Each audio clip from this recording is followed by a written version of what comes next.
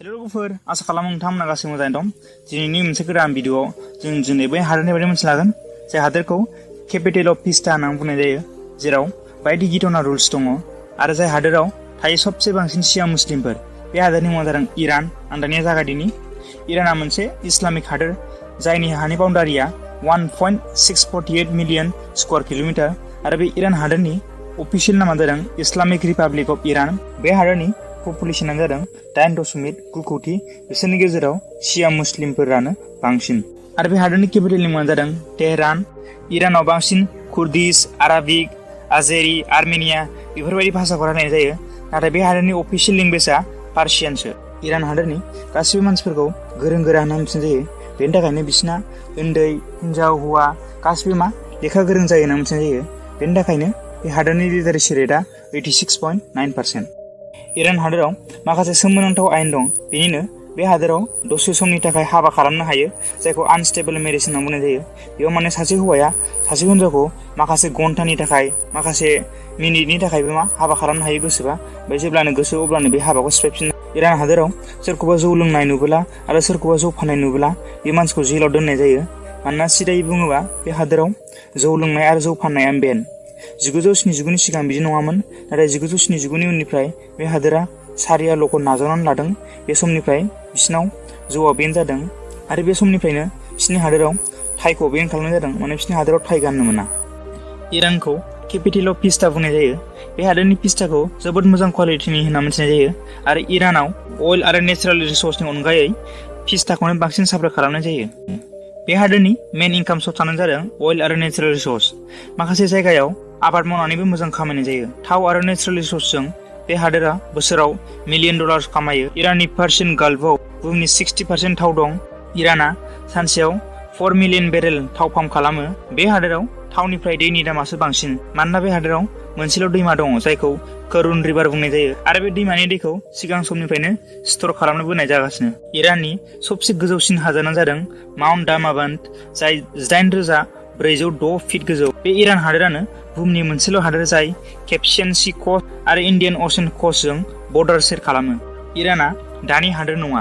इरानखौ 4000 इसाफोरनिफ्रायनो दं होननानै मिथिनाय जायो, बेखायनो बेखौ गोजामसिन हादोरफोरनि लिस्टआव लानाय जायो। इरान हादोरा जोबोद समायना हादोर। नायनो थाखायबो बे इरानाव मेरला जायगा दङ। बेनि थाखायनो बे हादोराव 27 वर्ल्ड हेरिटेज साइट दं, जाय आरब हादोरनि बेलायाव बे इरानाव सबसे बांसिन वर्ल्ड हेरिटेज साइट दं। बुहुमनि नैथि देरसिन संख्रिनि दैमायाबो इरान हादोरावनो दं, जायखौ आर्मानि लेक होनना मिथिनाय जायो। इराननि कालिनखौ बुहुमनि सबसे साबसिन कालिन होनना मिथिनाय जायो, मानोना बे हादोरनि कालिनखौ जोबोद मोजां क्वालिटिनि होनना मिथिनाय जायो। बेनि थाखायनो बयबो हादोरनि मानसिफोरा बे हादोरनि कालिनखौ जोबोद मोजां मोनो।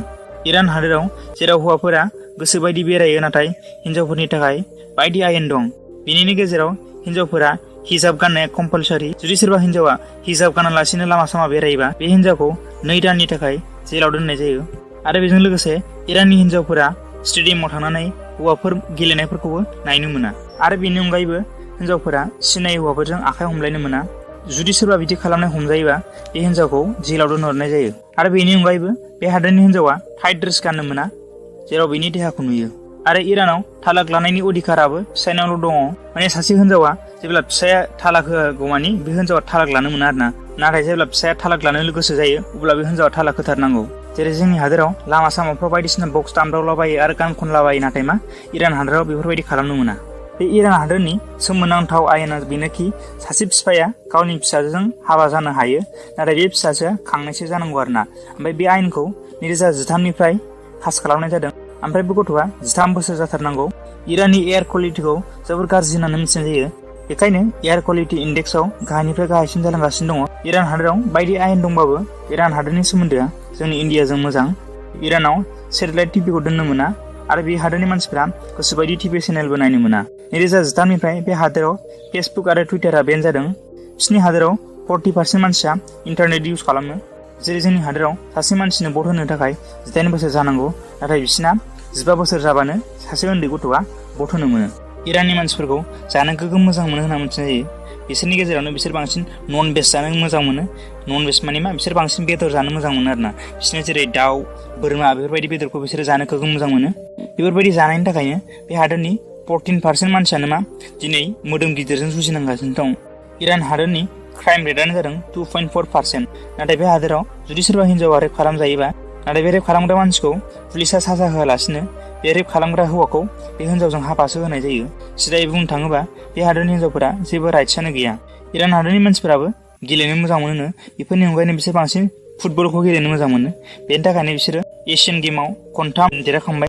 2007 मायथाइनिफ्राय हिन्जावफोरनि इराननि फुटबल टीमखौ एशियान गेमनिफ्राय बेन खालामनाय जादों। मानोना 2007आव एशियान गेमा हिजाबखौ बेन खालामनाय जादों। मानोना बिसोरनि हिन्जावफोरा बै समावबो हिजाब गाननानैसो फुटबल गेलेयोमोन। नाथाय बे हिजाब गाननायखौ एशियान गेमा बेन खालामदों। बेनि थाखायनो इराननि हिन्जावफोरा एशियान गेमाव फुटबल गेलेनो मोना। बे पल' गेलेनाय गेमखौबो 2010 BC इसाफोर मायथाइयाव इरानावनो जागायदोंमोन। बे खेलाखौ आर्मिफोरखौ ट्रेनिं होनो थाखायसो बानायदोंमोन। आसा खालामो नोंथांमोना दिनैनि मोनसे भिडिअखौ नायनो मोजां मोनदोंबा आंनि भिडिअखौ लाइक खालामगोन, शेयार खालामगोन, साबस्क्राइब खालामगोन। गोजोन्थों। Thank you.